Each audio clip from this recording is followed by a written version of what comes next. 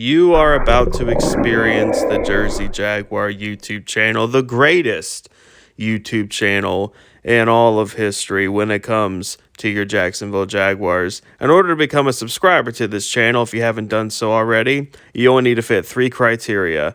First, you must love the Jacksonville Jaguars. Second, you must hate, better yet even despise, the Tennessee Titans. And third, and most importantly, you must know in your heart with everything you have that Shad Khan is a complete and total buffoon. If you fit those 3 criteria, hit that subscribe button, join me on this YouTube journey, and I promise you, you will not be disappointed. Sit back, relax, and listen to the best Jaguar insight on the YouTube platform.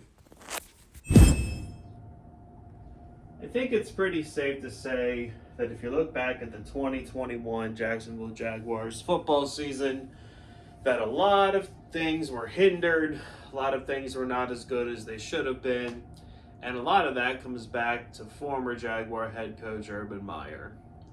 Now in this video, what I'm going to be discussing is how many players, or what players specifically, from the 2020 draft and even the 2021 draft were significantly hindered because of Urban Meyer.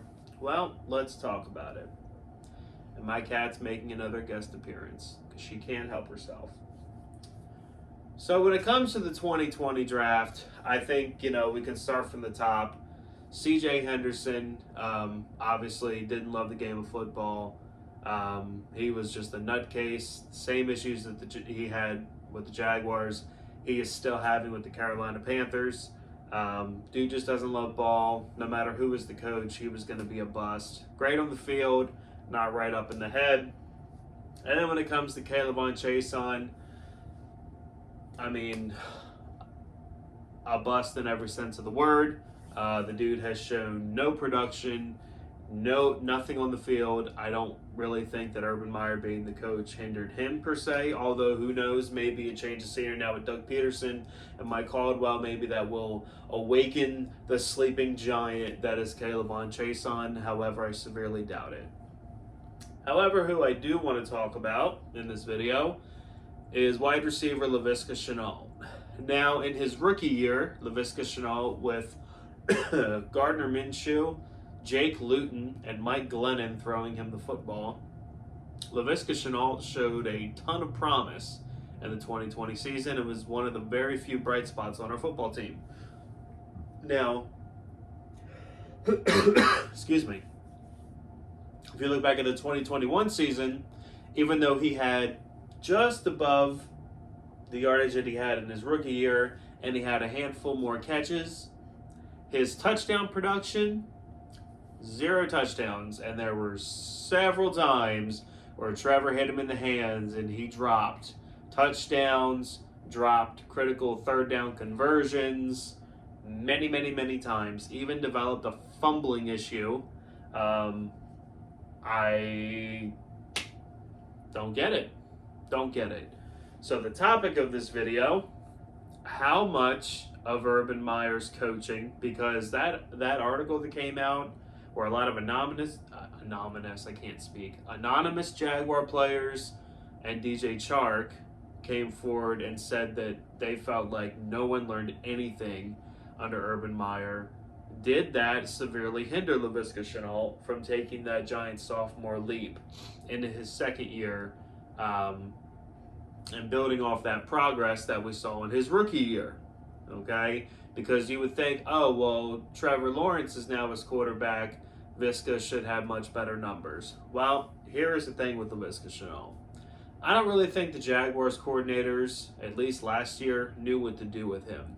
Because it seemed like 5 to 7 times a game, they were doing wide receiver screens with him, and it was making me sick because by the 3rd or 4th time, defenses were sniffing it out from a mile away, blowing it up, and it was a drive killer. It was unproductive, it was stupid, it was repetitive at points, and that's why, Viska had more catches his second year, but the production, way down.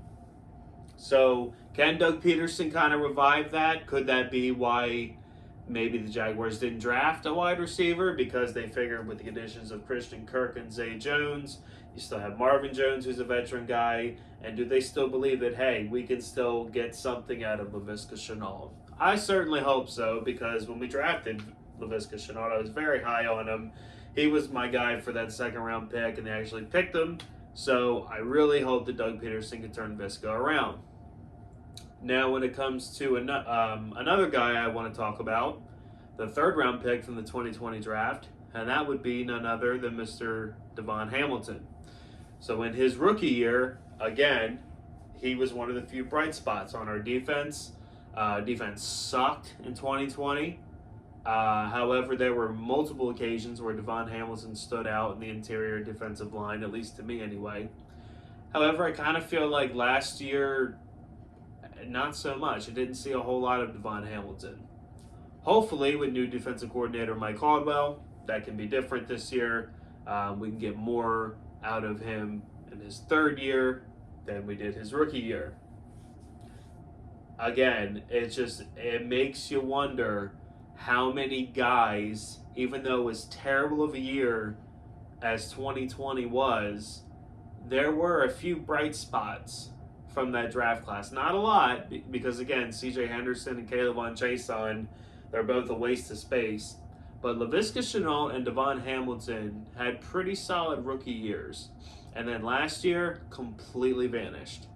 Well, Visca didn't vanish, but you noticed them, but not in a good way, in a bad way. The drops, the fumbles, just the inability to get open. It's got to change. It has to change, because if Laviska Shenault can transfer more into his third year, what we saw his rookie year, that will be huge for this offense.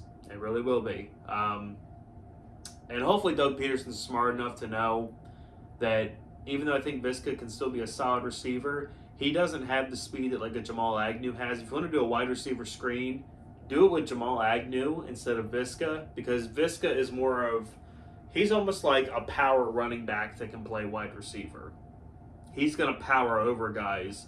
Visca's not going to juke out 10 different guys to get the first down. He's going to run right through them. And that only goes so far. So we'll see what happens with that in the future. And then another guy I want to talk about, not from the 2020 draft class, but from this past year's draft class. And it's the one that's been on every Jaguar fan's mind, and that would be Andre Cisco.